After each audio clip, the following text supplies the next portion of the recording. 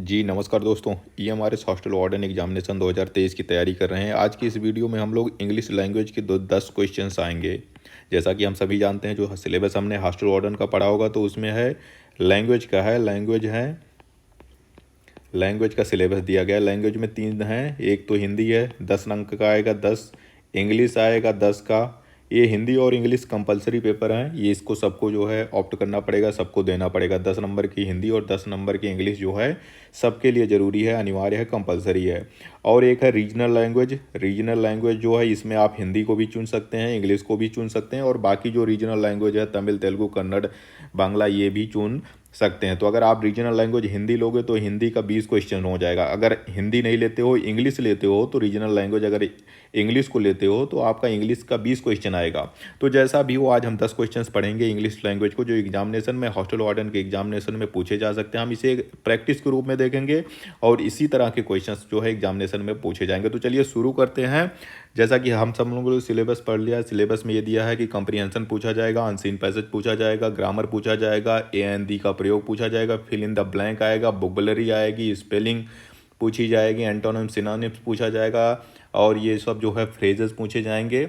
तो ये सारा चीज़ मोटा मोटा सिलेबस है। 10 क्वेश्चन इंग्लिश के पूछे जाएंगे, 10 क्वेश्चन 10 नंबर का होगा। हिंदी में तो हम लोगों ने देख लिया कि हिंदी में हम अच्छा कर लेंगे, लेकिन समस्या आएगी इंग्लिश में, जो अब मेनली उन लोगों के लिए जो जिनकी इंग्लिश थोड़ी सी वीक है। तो उनके लिए क्या ज़रूरी है कि वो ज़्यादा से ज़्यादा सिलेबस को कवर कर लें, और ये जो क्वेश्चन मैं पढ़ा रहा हूँ इनकी ये प्रैक्टिस कर लें। तो चलिए आज का पहला क्वेश्चन देखते हैं कि read the following passage and answer the question below. तो पहला कोई क्वेश्चन आ गया, पैसेज पढ़ना है, कंप्रीहेंशन से जुड़ा हुआ है, और ऐसा ही क्वेश्चन एग्जामिनेशन में पूछा जाएगा। एक पूरा पैसेज दे दिया जाएगा, उस पैसेज को आपको पढ़ना होगा और उसी पैसेज के बेसिस पे आपको क्वेश्चन आंसर देना होगा। तो यहाँ पे जो पैसेज दिया हुआ है, the sun dipped below the horizon, मतलब सन जो है क्षितिज से नीचे छुप गया, सन जो है छुप गया, मतलब ये क्या कह रहा है कि शाम का समय है, शाम का समय है, और सन सन जो है, सूरज जो है वो ढल रहा है। Casting the warm and orange glow across the tranquil lake, birds chirped in the distance and a gentle breeze rustled the leaves of the trees. It was perfect evening for a leisurely stroll. तो ये बता रहा है मोटा मोटा, अगर इसका अर्थ देखोगे तो ये बता रहा है कि शाम का समय था, सूरज ढल रहा है, थोड़ा थोड़ा हल्का हल्का गर्मी है, ऑरेंज ग्लो कलर का दिख रहा है। मतलब जब शाम का समय होता है तो कैसा दिखता है, ऑरेंज की तरह थोड़ा सा दिखता है, थोड़ा सा रेडिश दिखता है। तो उस तरह की चीज़ कह रही है। ट्रैंक्विल लेक, बर्ड जो है दूर से जो है पक्षियों की आवाज़ आ रही है, जेंटल ब्रीज हवा चल रही है, ठंडी ठंडी हवा आ रही है। कहाँ से आ रही है? Rustle the leaves of the trees की जो पत्तियां वो हिल रही। It was the perfect evening for the leisurely stroll, मतलब घूमने के लिए ये एक बढ़िया मौसम है। तो अब क्वेश्चन जो पूछा गया है कि what was the atmosphere like in the evening, simple सा क्वेश्चन पूछा गया। अगर आपने इसको पढ़ लिया और मोटा मोटा भी अर्थ आपने निकाल लिया इसका, तो भी आप इसके क्वेश्चन को सॉल्व कर लोगे। जो क्वेश्चन है, पहला क्वेश्चन है कि what was the atmosphere in the evening. ये पूछ रहा है कि एटमॉस्फियर मतलब वेदर कैसा है, मौसम कैसा है, कब, in the evening, like in the evening. तो किस तरह का मौसम है? कोल्ड एंड ग्लूमी, कोल्ड और ग्लूमी की कोई बात ही नहीं है पूरे पैसेज में, आप देख लीजिए कहीं अगर दिख रहा हो तो। वार्म एंड ट्रैंक्विल, हाँ डेफिनेटली दिया हुआ है, क्या है, वार्म ही है। ट्रैंक्विल लेक यहाँ पे दिया ही है। तो ये हो गया। रेनी एंड बेंडी, मौसम का कोई बात नहीं है। डार्क एंड मिस्टीरियस, ये भी कहीं नहीं दिया। तो the right answer is warm and tranquil, इसका ऑप्शन होगा। चलिए दूसरा क्वेश्चन देखते हैं। देखिए एक और दे दिया है, वो तो कॉम्प्रीहेंशन था, ये एक अनसीन पैसेज जैसा है। अनसीन पैसेज है, इसको भी आपको पढ़ना पड़ेगा और इसका आपको मोटा मोटा अर्थ या मीनिंग निकालनी पड़ेगी, तब जाके आप जो इसके बेसिस पे जो क्वेश्चन पूछा गया है, क्वेश्चन नंबर 2, उसको आप सॉल्व कर पाओगे। तो चलिए पैसेज पढ़ लेते हैं जल्दी जल्दी। In the heart of forest, forest के बीचों बीच में, a curious discovery awaited in the explorer to awaited the explorers. Explorer मतलब जो खोज करने वाले होते हैं, जो घूमने वाले होते हैं। जो क्वेरियस मतलब क्या होते हैं भाई, जिनको बहुत क्यूरियोसिटी होती है, जानने की उत्सुकता होती है, खोज रहा था। क्या हुआ कि दे स्टम्बल्ड अपॉन अ हिडन केव, मतलब जो एक्सप्लोरर था वो फॉरेस्ट के बीचों बीच में घूम रहा था। तभी क्या हुआ कि दे बहुत सारे फॉरेस्ट एक्सप्लोरर थे, कुछ लोग थे, वैज्ञानिक थे, खोजकर्ता थे, वह क्या हुए, स्टम्बल्ड कर दिए कहाँ पे, हिडन केव, एक छुपा हुआ गुफा था, उसमें गिर गए, उसमें ढमला गए, लुढ़क गए, एडॉर्न विथ एंशियंट सिंबल्स। अब जहाँ पे गए उस केव में क्या हुआ कि उसमें प्राचीन काल के सिंबल्स बने हुए थे, चिन्ह बने हुए थे, पेंटिंग्स बनी हुई थी। The wall of the cave seemed to tell a story of an ancient civilisation. अब जो उसमें जो बने हुए थे, जो पेंटिंग थी, जो सिंबल थी, ये बता रहे थे कि वो एंशियंट सिविलाइजेशन के आदिकाल के, उसमें जो है एक स्टोरी बता रही थी कि प्राचीन काल में एक स्टोरी जैसा उसमें छपा हुआ था, story of an ancient civilization that had once thrived in this remote wilderness. तो ये कह रहा है कि जो, अब इसकी पूरी पूरी मोटा मोटा कहानी अगर आप पढ़ लोगे, कुछ भी निकालो, ऐसा ज़रूरी नहीं कि आपको शब्द टू शब्द इसको ट्रांसलेट करना है, हमें तो इसको समझ लेना है कि है क्या, कह क्या रहा है। In the heart of forest, ये कह रहा है कि फॉरेस्ट यानी जंगल के बीचों बीच में एक curious discoverer awaited the explorers, कुछ खोजकर्ता थे जिनके कुछ एक खोज, एक इन्वेंशन, एक डिस्कवरी उनका इंतजार कर रही थी। क्या हुआ कि वो जो चल रहे थे तभी वो लुढ़क गए, ढिमला गए, कहाँ पे, अपॉन ए हिडन केव, एक छुपी हुई गुफा थी, उसमें गिर गए, जिसमें उन्होंने देखा कि एंशियंट सिंबल्स बने हुए थे, एंशियंट सिंबल्स प्राचीन काल के सिंबल बने हुए थे, पेंटिंग्स बने हुए थे, और जो वॉल्स था, जो दीवार थी गुफे की, उस पर जो ये बता रही थी कि एक एंशियंट स्टोरी बता रही थी, प्राचीन काल की एक स्टोरी बता रही थी कि वहाँ पे किस तरह के लोग, किस तरह की सिविलाइजेशन एक समय रही थी। तो इसका जो दूसरा क्वेश्चन है, अभी इस पैसेज का जो क्वेश्चन दिया गया है कि what did the explorer find in the forest. Simple सी चीज़ है कि फॉरेस्ट में जो एक्सप्लोरर थे, जो खोज करता थे, उनको क्या मिला था, क्या मिला था भाई, ये गिर गए, इसमें केव में गिर गए जहाँ पे एंशियंट सिंबल और पेंटिंग बनी हुई थी, यही हमें खोजना है। अब क्या पहला ऑप्शन क्या दिया है, ये ट्रेजर चेस्ट, अरे नहीं भाई, तिजोरी थोड़ी ना वहाँ मिली, ना कोई खजाना मिला। ये hidden cave with symbols and painting दी, या right answer is the a hidden cave with symbols and paintings. ये मॉडर्न सिटी, अरे नहीं, प्राचीन काल की एक सभ्यता उनको मिली थी, एक सिविलाइजेशन मिला हुआ था। रिवर वहाँ पे है ही नहीं, कहीं पूरे सेंटेंस में, कहीं पूरे पैसेज में रिवर नहीं दिया गया। तो राइट आंसर है कि एक हिडन केव मिला था विथ सिंबल्स एंड पेंटिंग्स। चलिए तीसरा क्वेश्चन देखते हैं। Identify the error in the following sentence. अब यहाँ पे देखिए सेंटेंस में जो है एरर की बात कर रहा है। अब एरर करेक्शन पे दे दिया, एक सेंटेंस दिया है, यहाँ पे हमें जो है देखना है कि कहाँ कहाँ गलती है। तो ध्यान से पढ़ना पड़ेगा, जब भी इस तरह के एरर देगा किसी सेंटेंस में तो आपको एक एक चीज़ ध्यान से पढ़नी पड़ेगी। पहला चीज़, the dog wagged its tail happily when the owner return home. ये कह रहा है कि जो कुत्ता था उसने अपनी पूंछ हिलाई, हैप्पीली मतलब खुशी से, व्हेन मतलब कब, कब हिलाए, जब ओनर रिटर्न होम, जो मालिक था, जो कुत्ते का मालिक था, जब वो घर वापस आया तो डॉग क्या करना, कुत्ता क्या करने लगा, अपनी पूंछ जो है खुशी से हिलाने लगा। अब इसमें कह रहा है कि इसमें कोई एरर नहीं है, एरर है इट्स में, वेज्ड में या हैप्पीली में। तो अगर ध्यान से देखोगे तो एरर तो है ही है। कहाँ पे है, बेग्ड मतलब होता है पूंछ हिलाना, पूंछ हिलाना सही है, हैप्पीली भी सही है, कोई गलती नहीं है। इट्स में जो है गलती है, ये जो दे रहा है कि बेग्ड इट्स टेल, ये जो इट्स होता है, ये वाला इट्स का मतलब होता है इट इज़, इट इज़, यह है, जिसका हिंदी मतलब होता है कि यह है। ये नहीं होना चाहिए, यहाँ पे होगा इट्स, मतलब जो एपस्ट्रॉफी लगा हुआ इसको हटा दीजिए। इट्स, इट्स का मतलब होता है अपनी, अपना या अपनी। तो कौन सा चीज़ आएगा, ये एपस्ट्रॉफी वाला मतलब इट इज वाला इट आएगा, या इट्स वाला ये वाला आएगा, अपना वाला। हाँ, अपना वाला भाई आएगा, कुत्ता अपनी पूंछ हिलाया, हिलाया ना भाई, इट्स टेल मतलब अपनी पूंछ हिलाया। तो ये जो इट्स दिया है ना, इसमें एपस्ट्रोफी जो है वो गलत लगी हुई है। तो इस तरह के क्वेश्चन एग्जामिनेशन में पूछे जाएंगे, आपको बहुत केयरफुली होकर पूरे सेंटेंस को पढ़ना है और उसमें एरर खोजना है। चौथा क्वेश्चन दिया है कि choose the sentence with the correct use of the.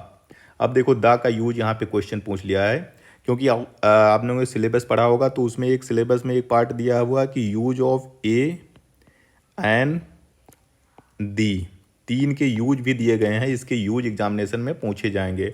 तो यहाँ पे जो सेंटेंस पूछा गया है कि द का करेक्ट यूज किस सेंटेंस में किया गया, तो चार ऑप्शन दिए गए हैं, चारों को आपको केयरफुली होकर पढ़ना पड़ेगा।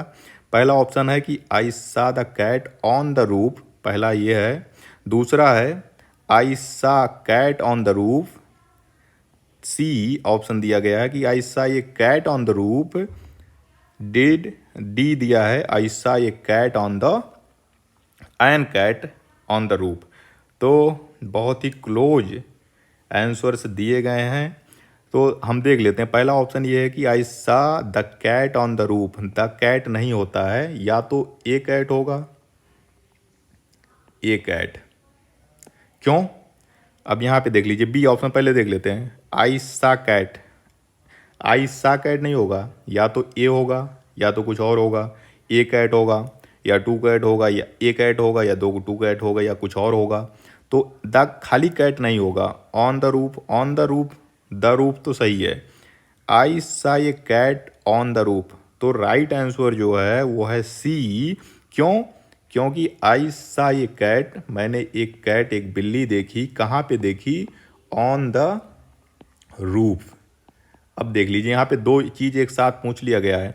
एक तो पूछ लिया गया है यूज ऑफ ए, पूछ लिया गया है ए का यूज कहाँ पे होगा, और दूसरा पूछ लिया है कि यूज ऑफ द पूछ लिया है। एक ही साथ दोनों पूछ लिया है। ए क्यों पूछा है कि ए कैट? क्योंकि यहाँ पे देखिए द कैट भी दिया है, खाली कैट दिया है, ए कैट भी दिया है, एन कैट भी दिया है। तो ए का प्रयोग किया जाता है। एन का प्रयोग क्या होता है? पहले एन का प्रयोग जान दो।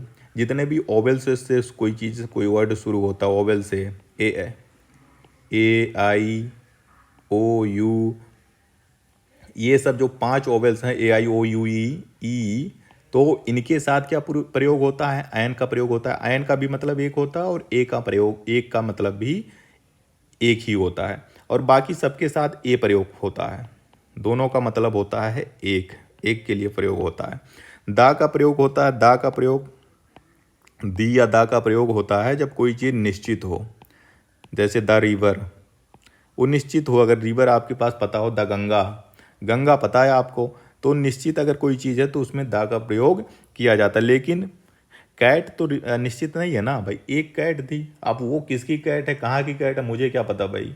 बस वो निश्चित कैट नहीं है। अब उसका नाम होता है कि रामू की कैट, तब हम लिख सकते थे कि द रामू की कैट।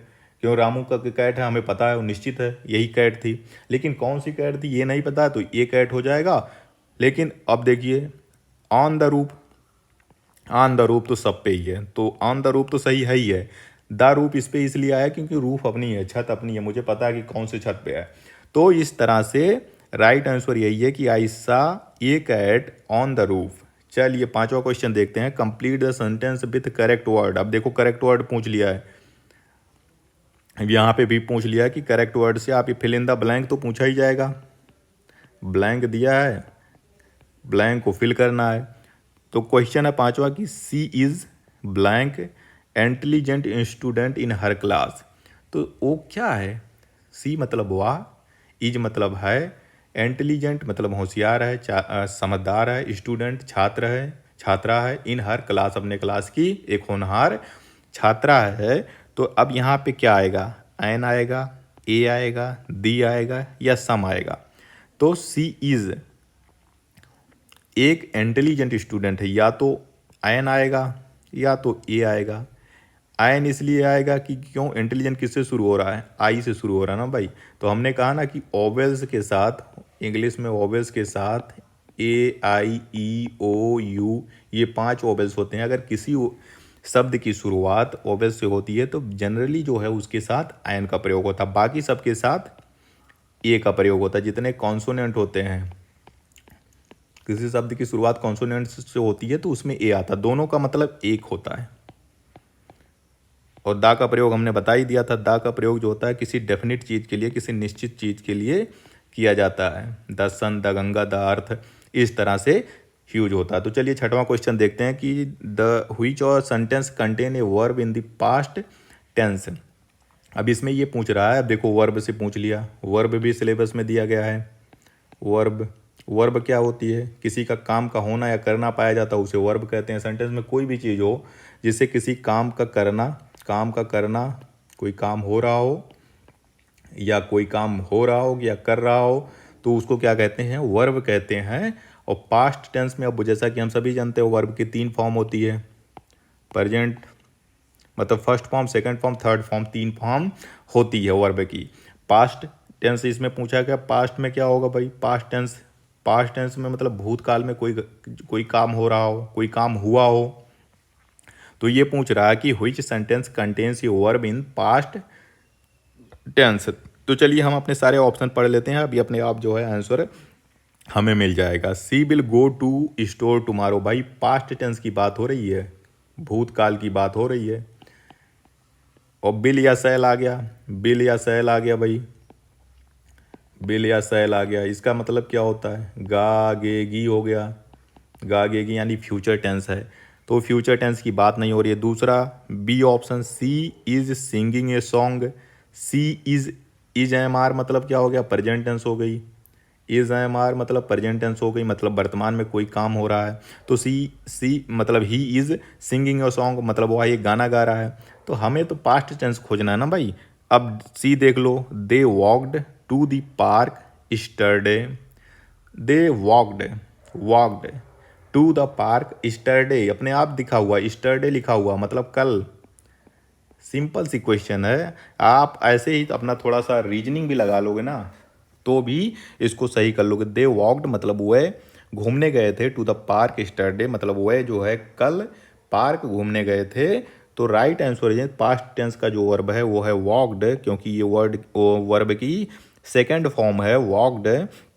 तो राइट आंसर है कि they walk to the park yesterday. D इसलिए नहीं कि sun shines brightly in the sky, ये प्रेजेंट इंडेफिनिट टेंस है कि सूरज जो है चमकता है, ब्राइटली मतलब चमकदार कर रहा है, इन द स्काई तो प्रेजेंट इंडेफिनिट टेंस है। तो right answer is the C walked मतलब they walk to the park स्टरडे।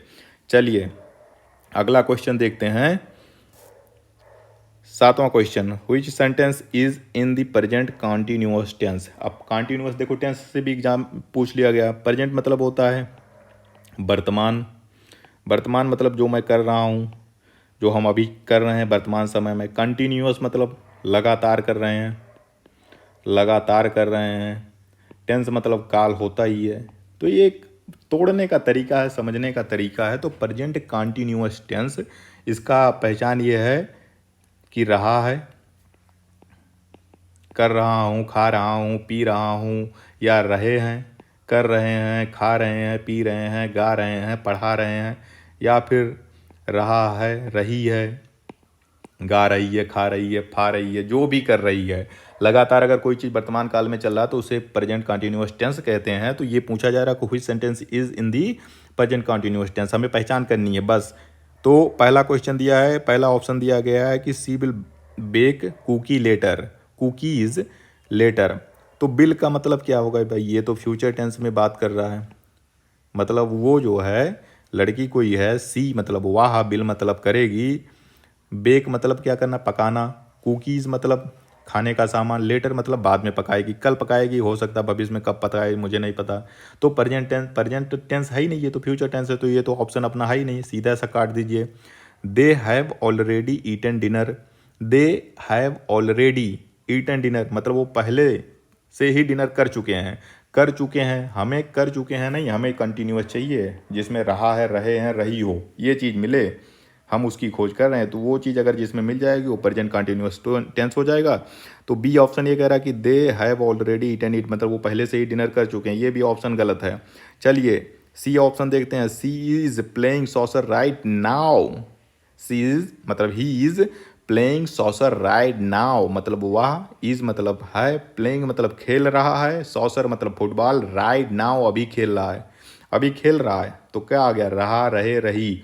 तो रहा, रहे, रही आ गया तो क्या हो गया, प्रेजेंट कंटिन्यूअस टेंस हो गया। तो राइट आंसर क्या हो गया, सी मतलब सी ऑप्शन हो गया, मतलब he is playing soccer right now. D नहीं होगा, क्यों कि I had finished my work yesterday, फिर ये तो भूतकाल हो गया, स्टरडे जहाँ पे आ गया मतलब भूतकाल हो गया, हमें तो प्रेजेंट चाहिए, प्रेजेंट चाहिए।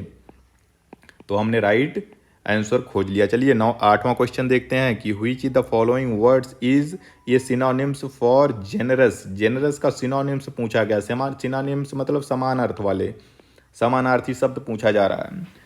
सिनोनिम्स और एंटोनिम्स भी सिलेबस में दिया गया है और ये एग्जामिनेशन में कोई ना कोई जरूर सिनोनिम्स एंटोनिम्स पूछा जाएगा। जेनरस का मतलब होता है उदार, उदार, बहुत उदार है, बहुत जेनरस है, इसका मतलब होता है उदार, जेनरस। अब इसका हमें समान अर्थ वाला बताना है। मेजरली ये भी नहीं है, स्टिंजी ये भी नहीं है, ग्रीडी लालची तो है ही नहीं है, मिजरली मतलब जिसकी स्थिति खराब हो, स्टिंगी मतलब चुभाने वाला, अरे नहीं ऐसा नहीं है, हमें तो उदार चाहिए, उदार की मिलता हुआ।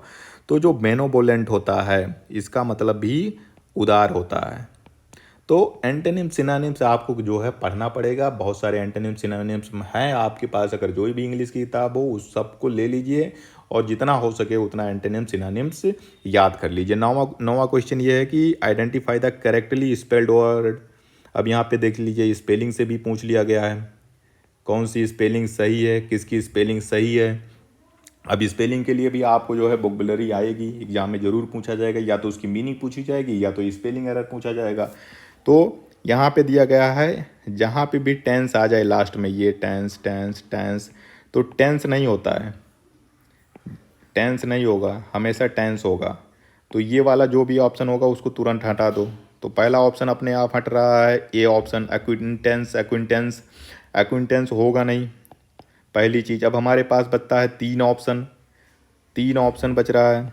एक है अक्वेंटेंस, ये नहीं होगा, क्यों नहीं होगा, क्योंकि क्यू के साथ हमेशा यू आता है, हमेशा यू आएगा, क्यू के साथ हमेशा यू आता है। जैसे quality, Q U A L I T Y, quality, quantity, तो क्यू के साथ हमेशा यू आता, तो यहाँ पे ए आया, तो ये भी नहीं है। अब हमारे पास दो बचते हैं, या तो सी या तो डी। अब डी इसलिए नहीं होगा क्योंकि देखो यहाँ क्यू के साथ डब्लू आया, ऐसा कोई सेंटेंस ये ठीक से पढ़ ही नहीं मिल रहा है। एक्विवेंटेंस क्या लिखा है पता नहीं, ये भी गलत है। तो the right answer is acquaintance. Acquaintance हो गया। एक्विंटेंस का मतलब होता है कोई परिचित व्यक्ति, मतलब बहुत परिचित तो नहीं है लेकिन परिचित है थोड़ा बहुत, तो जिसके बारे में आप जानते हो, कभी किसी से एक बार मिल लो तो हम कह सकते हैं कि एक्विंटेंस विद दिस पर्सन, या दिस आदमी को मैं एक बार जानता हूँ, बहुत ज़्यादा तो नहीं जानता, इतना इंटीमेसी नहीं है कि सबको जानता हूँ, लेकिन यह है कि इसको मिला हूँ, इससे थोड़ा बहुत हमारी परिचय है। लास्ट क्वेश्चन है आज के वीडियो का, 10वां क्वेश्चन है कि what is the antonyms. Antonyms मतलब opposite word of courageous. Courageous मतलब होता है साहसी व्यक्ति हो, साहसी आदमी हो, साहसी, बहादुर, ये कह सकते हैं करेजियस का। अपोजिट वर्ड पूछा गया, एंटोनिम्स पूछा गया है। फियरफुल, फियरफुल क्यों होगा भाई, करेजियस का मतलब होता है साहसी ना, फियरफुल मतलब तो हो गया भाई फियर से, फियरफुल ये नहीं आएगा। टिमिड, ब्रेव, ब्रेव मतलब भी बहादुर होता है, ये भी नहीं आएगा। स्ट्रांग मतलब भी बहादुर होता है भाई, मजबूत होता है, ये भी नहीं आएगा। बचता है क्या है, टिमिड। तो करेजियस का जो एंटोनिम्स है वो टिमिड है। टिमिड का मतलब होता है डरपोक, टिमिड का मतलब होता है डरपोक। तो करेजियस का एंटोनिम्स है टिमिड। तो आज का वीडियो यहीं पे समाप्त होता है। इंग्लिश लैंग्वेज का जो 10 क्वेश्चन है उसमें हम लोगों ने 10 देख लिया। अगर आप लोगों ने इस तब तक वीडियो देख लिया तो प्लीज़ चैनल को लाइक शेयर सब्सक्राइब जरूर कर दीजिएगा। अगले वीडियो में हम और 10 क्वेश्चन लेके आएंगे और इंग्लिश की प्रैक्टिस करेंगे, ताकि हम ज़्यादा से ज़्यादा क्वेश्चन, ज़्यादा से ज़्यादा नंबर इसमें प्राप्त कर सकें।